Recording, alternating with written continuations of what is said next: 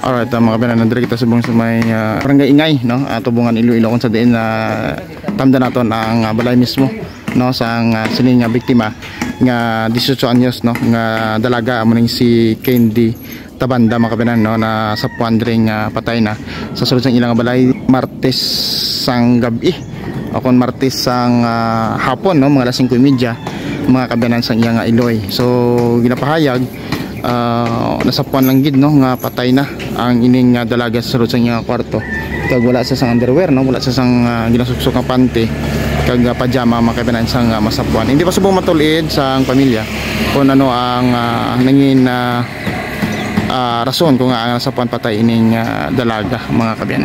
So muna ding ilang lugar actually, no, damo man di pamalay sa ilang lugar, no, sa ilang area kag taman di, no, ang lugar, mga kabayan. Actually naka standby ka mo, no, kay may interview kita sa Madugay sa utod, no, sang sini nga biktima, no, para at least mabalaan naton kung ano ang natabo, no, kay ang ilan nga balay, no, dako man ni siya, tapos may pertahan diri sa main door, tapos sa likod, no, may pertahan man didto, no, mga kabayanan.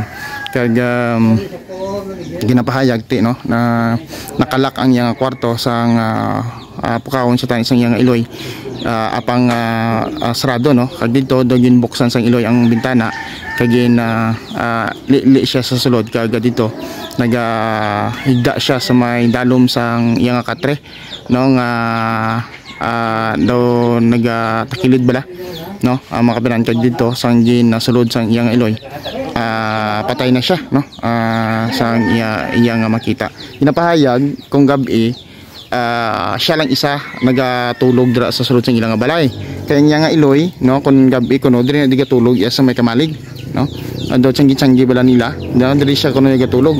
Apat ini sila ka mag-utod, puro babaye, agot ini ang nasapuan patay, mga kabayan. Kag ang duwa ka mag-utod ato dito sa abroad, no, upod sa ilang amay, no, mga kabayanan. So wala sang upod ining biktima diri sa sulod sang ilang balay kung gabi, no, wala sa sang upod, no, kay ang nga Iloy diri siya gatulog sa may kamalig nga ini, no, mga kabayan. So wala may baluan kung ano ang nangin rason kung ang nasapuan ini siya nga patay.